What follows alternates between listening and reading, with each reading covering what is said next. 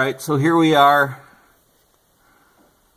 Upermania Garage, working on a 1990 Toyota with a 22 RE. You can see we've taken the engine down to the head, and like we read so many times, the head bolt between the exhaust valves has sheared off on both sides. You can see the exhaust valves.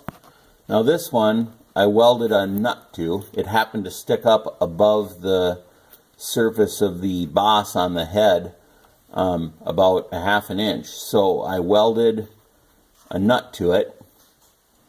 I actually covered the head and the cam and everything with a bunch of leather for the welding process. But now for the heating process, I am heating that welded on nut to red hot, and then after it cools just a little bit, I'm hosing it down in the area between the nut and the boss of the head. I'm hosing that down with PB Blaster really heavily, and it puts out flumes of really nasty smoke. So you'll want to be in a well-ventilated area. And who knows, we might have wrecked this head already because we're kind of silly that way sometimes. But we were trying to get this thing loose, and you can see there's a spot here above the water pump where a manual I was looking at recommends you can put a screwdriver. Of course, a screwdriver doesn't give you much torque, so we were using a crowbar. So we have yet to see if we bent this head, but maybe we did. If we did, well, we'll grab another one from someplace. But anyway, we're learning a lot about removing really stuck bolts. This bolt is not seized into the head. It's just seized into the block. This one, on the other hand, is very much seized into the head, and if you put a breaker bar on it and give it a spin, you can feel the bolt twist. It's doing a little torsion on there, and it's not coming loose yet. So, following recommendations that I read online, I'm going to heat this thing up to cherry red and let it cool, and I'm going to PB blast it as well, and heat it again and let it cool, and PB blast it, and keep doing that until I eventually win, which would have been a better plan to start with. But anyway, we'll keep you posted, but that's the plan. Heat that thing up. Oh, and I just bent these little things out of sheet metal, some light sheet metal, just to protect the valve springs and stuff, which might be toast as well. So, but anyway, I thought I'd do a little heat shield action. So, we'll see how this comes out. I'll let you know in the comments how many times I had to heat and cool this thing before it finally loosened up, if it ever does. Figured I'd film some of this too, some of this heating. I just started heating this, so it's been on there for about 10 seconds. Holding it about an inch above the top of that welded on nut. Of course, the oil in the head is gonna burn, and when it gets hot.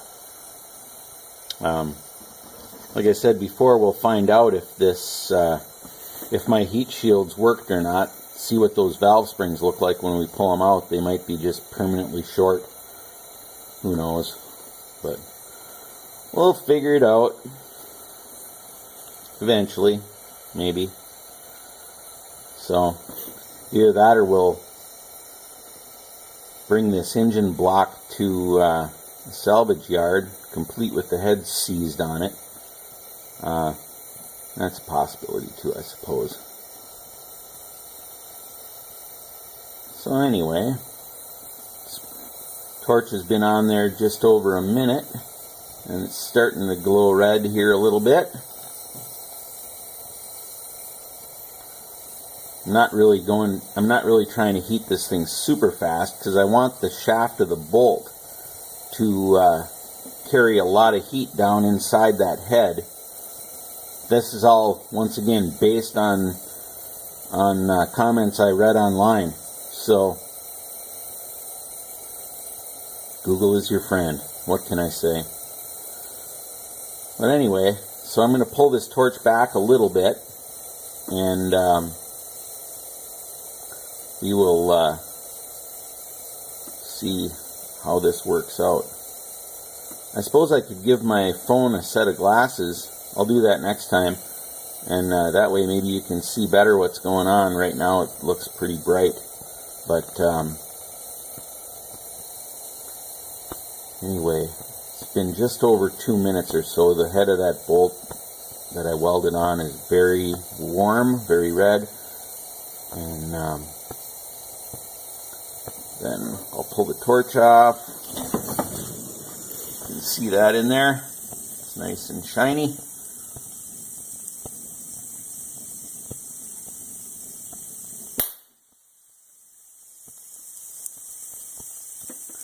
Shutting off your torch with one hand is kind of a pain. Alright, you can see those heat shields are shining orange a bit. I don't know if that's going to save my cam and valve springs or not, but well, once again, like I said, we'll find out. Alright, so the next thing I'm going to do after about a minute or so is hose it down with PB Blaster. I suppose I'll keep this thing running, so take a pause for a minute so you don't get too bored.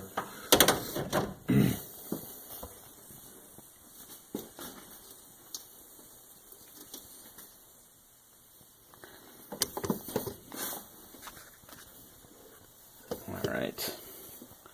Nice thing about PB Blaster is it shoots an awfully long way, which is what we want for this project.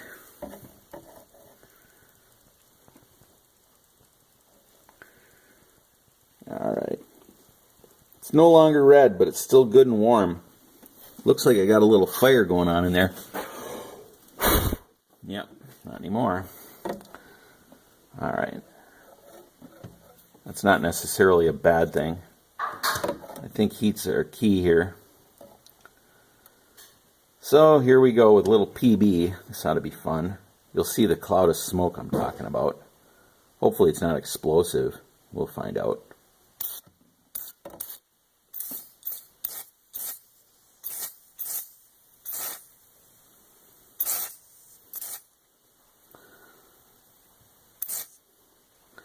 I had to miss a couple times there to get my aim correct. Kind of like a tracer. So the idea is, hopefully, as this cools down, it'll suck that PB Blaster inside the head. And of course it's also going to harden that bolt a little bit. Probably, I don't know if that's good or bad, but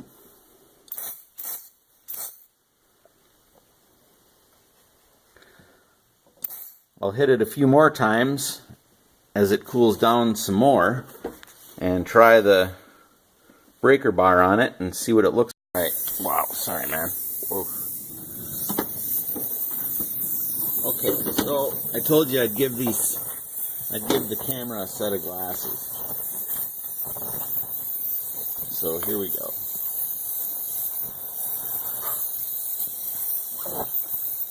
This is our next heating arrangement.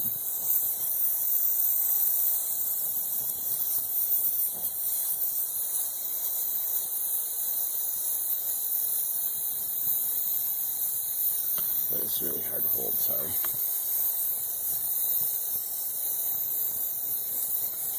Holding the torch about an inch and a half off the top of that nut that I welded on there. So looks like it's starting to turn a little bit orange. It's been about a minute.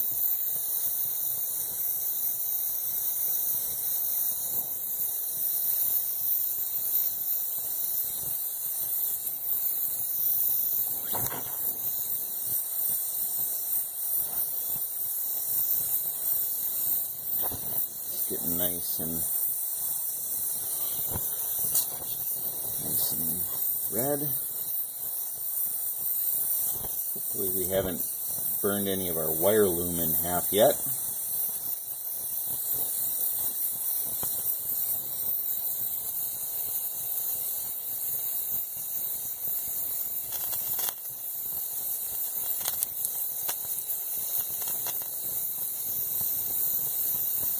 I don't think so. Alright, well, it's been about 2 minutes, so that thing's nice and warm. We'll call this good for this cycle. Alright, that's okay, here we go. We finally got that thing loose. Alright, check out this cherry picker. Alright, here it is. This is the cherry picker of cherry pickers. Alright. Alright. This is a real cherry picker. So, we didn't want to do this, but we saw no alternative. So, finally, we hooked up the cherry picker to the exhaust manifold bolt and started cranking on it and stuck the crowbar in right in between here and here and wiggled a whole bunch. And hopefully we didn't destroy the head yet. Probably did, but well, anyway. Wow. See that stud down there? Not very pretty. But anyway, finally came loose. I guess we'll see if this comes off the rest of the way, and we could probably check it for true with a carpenter's level. I don't think we'll need a machinist's. We'll probably measure it in 1/4 of an inch. Anyway, here we go. Okay, so here's what they look like just after yanking the head off. You can see the corrosion is pretty heavy. And this was the loose one. Alright, this was the one that was in good condition by comparison. Now this one here we've hosed down about 80 times with Rust Buster and PB Blaster and about everything we could think of, and finally got it to the point where with the cherry picker we were able to yank it out. I gotta say, it's the first time I ever saw a cherry picker get used to pull a head, but anyway, it worked. But that's what's left. These are the 2 head bolts between the exhaust valves, and they are a problem. So, guess that's it.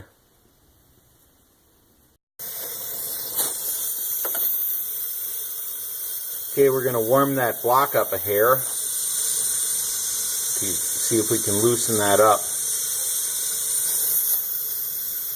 So right immediately where that stud goes into the block is where Sam is heating that thing up. Now we'll see what happens. We're going to try a pipe wrench on it.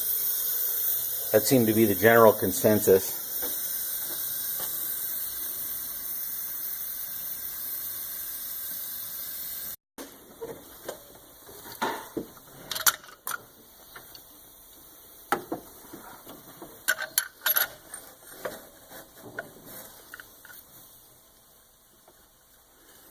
Tighten her up a smidge, hey? Yeah.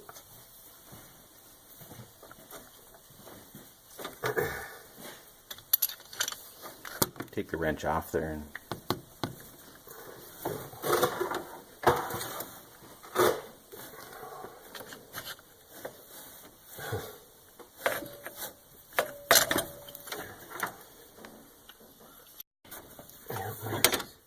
awesome. Turned a little bit.